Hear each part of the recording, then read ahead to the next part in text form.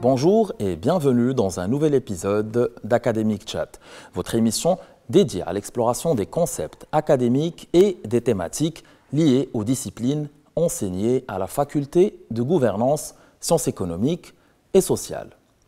La réforme des régimes de retraite au Maroc figure parmi les grands chantiers du mandat de l'actuel gouvernement.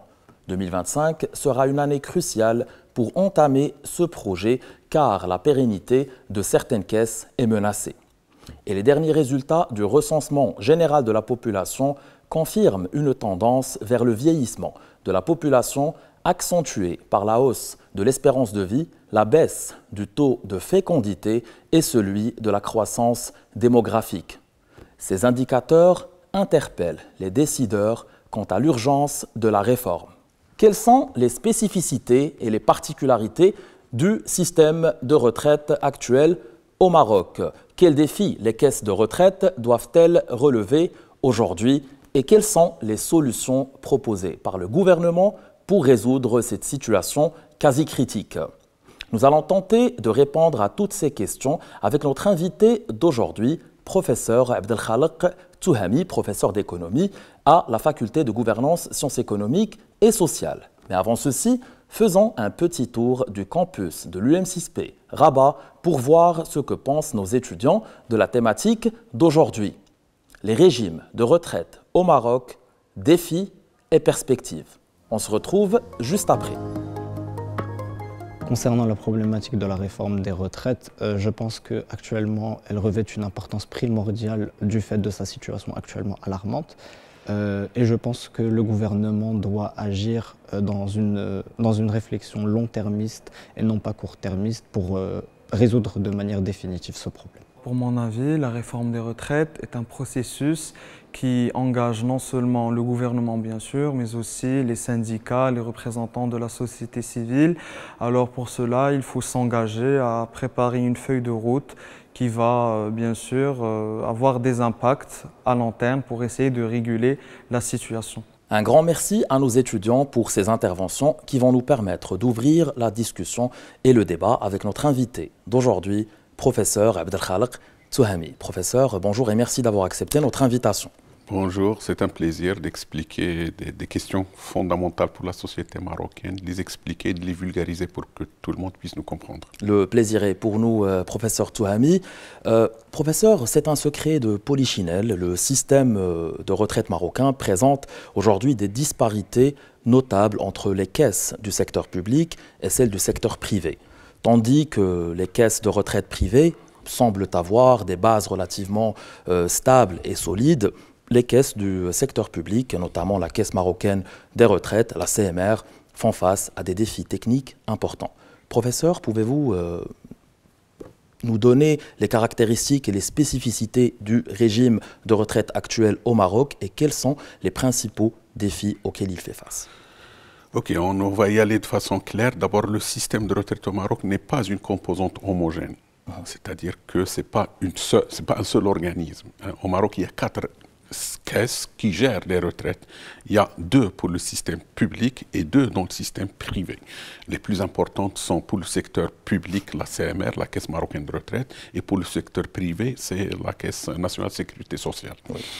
Et donc le sort, avec l'évolution démographique, l'évolution économique, le sort des 2 systèmes est différent. Étant donné les conditions de chacun des 2 systèmes, on se trouve maintenant à 2 situations, si on va dire à 2 vitesses. Évidemment, il y a la démographie qui joue. Le dernier recensement le montre de façon très élégante et claire qu'il y a une sorte de début de vieillissement de la population marocaine à cause ou grâce à l'allongement de l'espérance de vie des Marocains. Donc c'est une très bonne chose puisque notre système de santé s'est amélioré. Mais ceci implique que les caisses de retraite, qu'ils soient dans le système public ou privé, vont supporter des retraités pour plus longtemps. Or, pour que l'on puisse les supporter de façon plus longtemps, on a besoin de versements des actifs. Encore une fois, la deuxième remarque qu'il faut faire, que le système de retraite au Maroc, dans les deux systèmes, que ce soit public ou privé, il est basé sur un système de répartition. Qu'est-ce que ça veut dire un système de répartition? Ça veut dire que les actifs aujourd'hui contribuent pour que les retraités puissent avoir les allocations qu'ils vont avoir.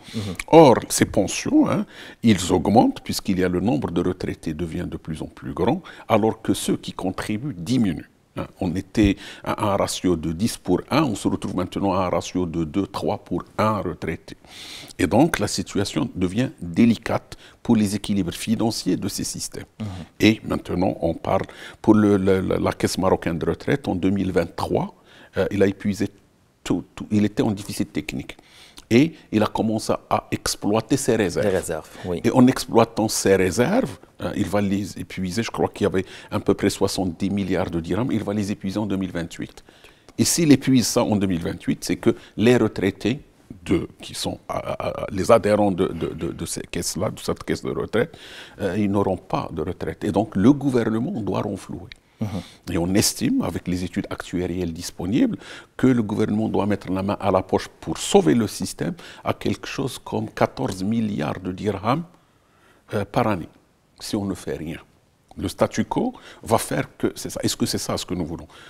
Heureusement, pour le système privé, c'est un peu mieux, pour différentes raisons paramétriques du système.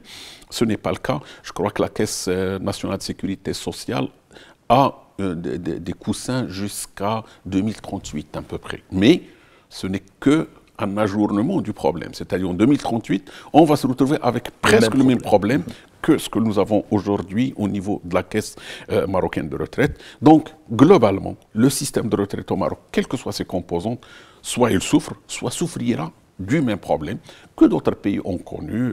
Tout le monde connaît un peu la situation, ce qui se passe maintenant en France et dans d'autres pays. C'est un dossier délicat puisque les positions sont différenciées et il est difficile de croire qu'une simple solution va résoudre le problème. Donc il y a des études pour pouvoir trouver quelle est la solution à adopter pour sauver le système. Et je crois que c'est une urgence pour le cas du Maroc et tout le monde est conscient que c'est une urgence. On doit intervenir de façon raisonnable, raisonnée, pour trouver une solution au problème des retraites au Maroc.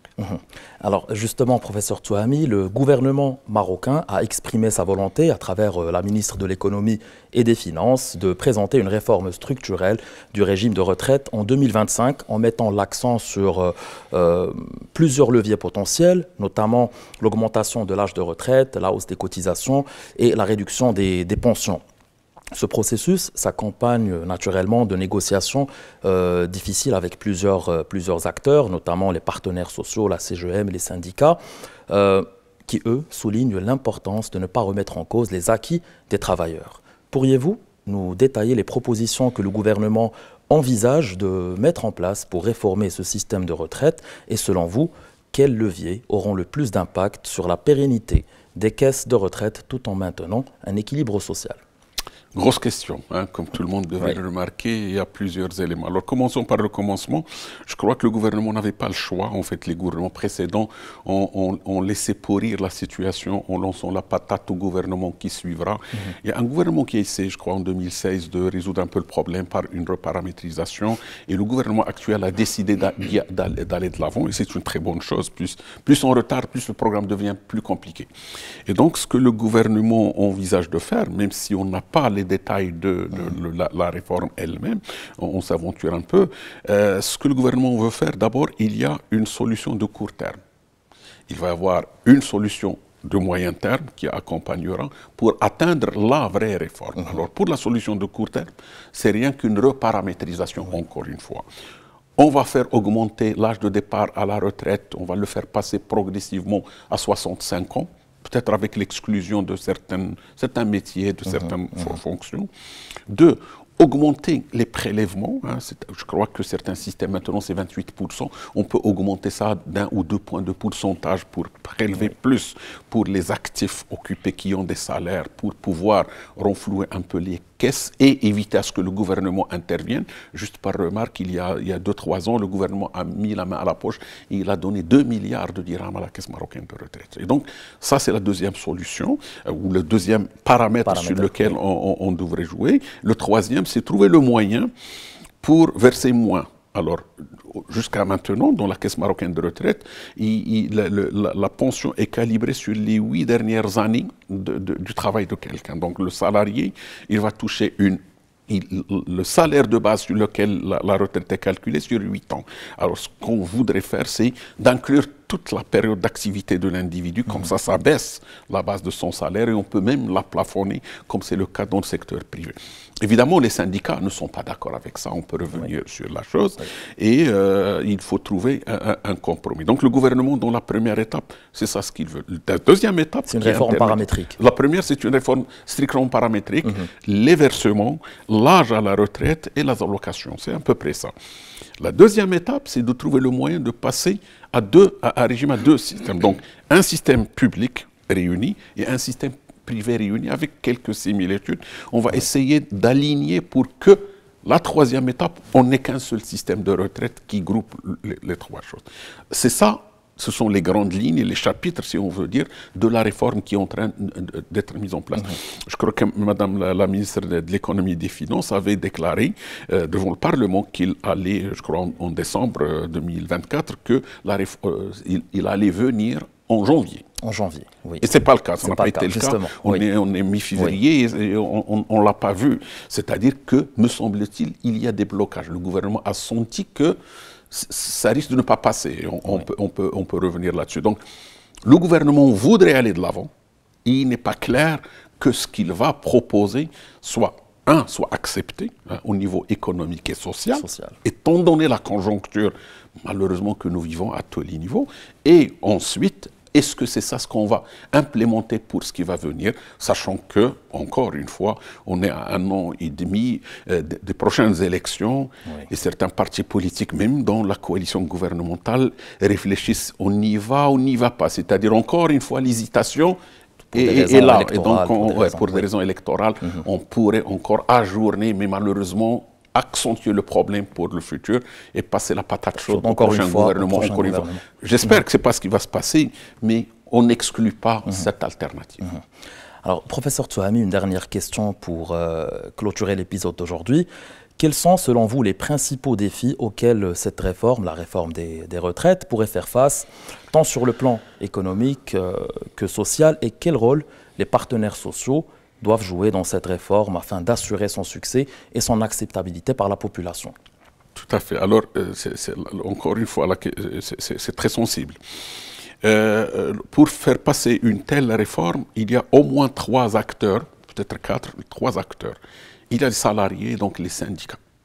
Ça, c'est le premier acteur et qui a son mot à dire et ça peut bloquer à ce niveau.